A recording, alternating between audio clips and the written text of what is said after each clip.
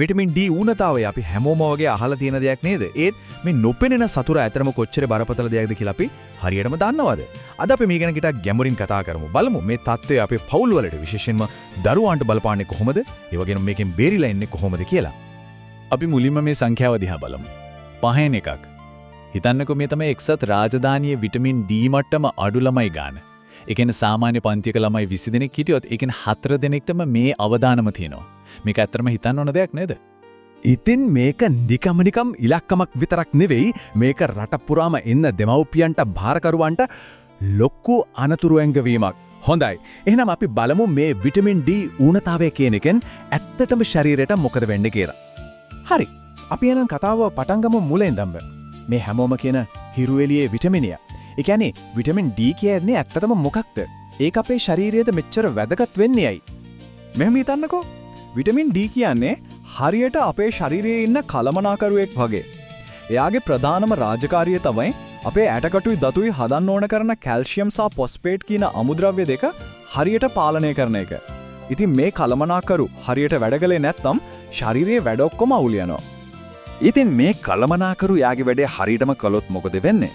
අපිට ලැබෙනවා ශක්තිමත් ඇටකටු, නිරෝගී දත්, ඒ වගේම එදිනෙදා වැඩ කරගන්න ඕන කරන සවිමත් මාංශ පේශි.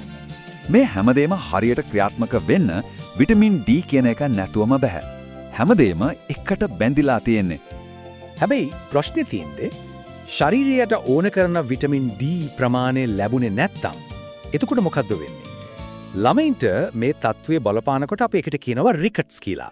ඒ කියන්නේ වැඩෙන දරුවෙක්ගේ අස්ථි මෘදු වෙලා දුර්වල වෙලා ලේසියෙන්ම නැවෙන තත්වයකට එනවා.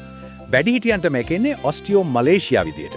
එතකොට වෙන්නේ දරා ගන්න බැරි විදිහේ ඇටකොටු වේදනාවක් එක්ක මාංශ පේශි දුර්වල වෙන එක. පේනව නේද ප්‍රශ්නය හිතනවට වඩා බරපතලයි. එහෙනම් අපි කොහොමද මේක කලින්ම අඳුරගන්නේ? මොනවද අපි අවධානයෙන් බලන්න ඕන අනුතුරු ඇඟවීමේ සංඥා? අපි ඒ ගැන කතා කරමු. ඉතින් මොනවද මේ ඌනතාවයක් තියෙනවා කියලා අපිට කියන නිශ්චිත දර්ශක? ළමයින්ගේ නම් ප්‍රධානම සහ ලේසියෙන්ම පේන ලක්ෂණයක් තමයි කකුල් පිටට නැමෙන එක. සමහරු මේකට බෝ කකුල් කියලාත් කියනවා. හරියට දුන්නක් වගේ දෙපැත්තට වක් වෙනවා. දරුවෙක් කකුල් දෙක ලං කරලා හිටගත්තම දණහිස් දෙක අතරේ ලොකු හිඩැසක් පේනවා නම් අන්න එක ගැන අනිවාර්යයෙන්ම සැලකිලිමත් වෙන්න ඕන. ඒ විතරක් නෙවෙයි ළමයින්ටයි වැඩිහිටියන්ටයි දෙගොල්ලන්ටම පොදුවේ බලපාන තවත් ලක්ෂණ තියෙනවා. උදාහරණයක් විදිහක මැණික්කටු ඉදිමිලා වේදනා දෙන එක. පිට උරහිස් කකුල් වගේ තැන්වල නිතරම තියෙන අපහසුතාවයක්. ඒ වගේම පුදුමයි පොඩි වැටීමකින් වුණත් ඇටයක් බිඳෙනවා නම් ඒකත් ලොකු සලකුණක්. පඩිපෙලක් නගින්න අමාරු තරම් මස්පිඩු දුර්වල වෙන එක. නිතරම තියෙන මහන්සිය මේ වගේ දේවල් ගැනත් අවධානයෙන් ඉන්න ඕන. තව දෙයක් විශේෂයෙන්ම ළමයින්ගේ වර්ධනය ගැන බලද්දී මේ ඌනතාවයේ තියෙන දරුවෙක් අනිත් ළමයින්ට වඩා උස්සින් අඩු වෙන්න පුළුවන්. දත් වෙන එක පවා පරක්කු වෙන්න ඉඩ තියෙනවා. මේවත් අපි අවධානයෙන් බලන්න ඕන සලකුණු. හොඳයි. එහෙනම් අපි ප්‍රශ්නේ එකේ රෝග ලක්ෂණයි ගැන දැන් දන්නවා. දැන් තියෙන වැදගත්ම දේ තමයි මේකෙන් බේරෙන්නේ කොහොමද කියන එක. අපි ඒ ගැන කතා කරමු. මේ ගැන තියෙන නිල නිර්දේශය එන්නේ සෞඛ්‍ය හා සමාජ සත්කාර දෙපාර්තමේන්තුවෙන්. ඉතින් මේක හරිම විශ්වාසදායක තොරතුරක්. බලමු වුන් මේකට පැහැදිලිවම දෙන මඟ පෙන්වීම මොකක්ද කියලා. මෙතන තියෙන්නේ වයස අනුව දවසකට ගන්න ඕන ප්‍රමාණය. බලන්න ඉපදුන දවසේ ඉඳන් අවුරුද්දක් වෙනකල් බබාලට මයික්‍රෝග්‍රෑම් 8.5ත් 10ත් අතර ප්‍රමාණයක් ඕන. අවුරුදු 1 ඉඳන් 4 වෙනකල් දරුවන්ට නම් දවසකට මයික්‍රෝග්‍රෑම් 10ක්. ඒකත් අවුරුද්ද පුරාම දෙන්න ඕන. අවුරුදු 5න් පස්සේ ළමයින්ටයි වැඩිහිටියන්ටයි දෙගොල්ලන්ටම දවසකට මයික්‍රෝග්‍රෑම් 10ක් තමයි නිර්දේශය. හැබැයි ඒක විශේෂයෙන් වැදගත් වෙන්නේ අවුව අඩු කාලවලදී.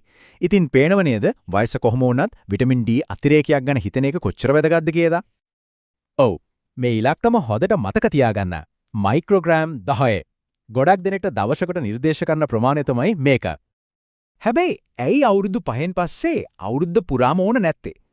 හේතුව තමයි මාර්තු අග ඉඳන් සැප්තැම්බර් අග වෙනකල් ඒ කියන්නේ අවුව තියෙන කාලෙට අපේ හැමතෙම පුළුවන් ඕන කරන විටමින් D එක හිරු එළියෙන් හදාගන්න. ඒත් අනිත් මාසවලදී අවුව මදි නිසා අතිරේකයක් ගන්න එක තමයි හොඳම දේ. ඉතින් මේ හැම දෙයක්ම එක අපි හැමෝම අපේම අහන්න ඕන ප්‍රශ්නයක් තියෙනවා.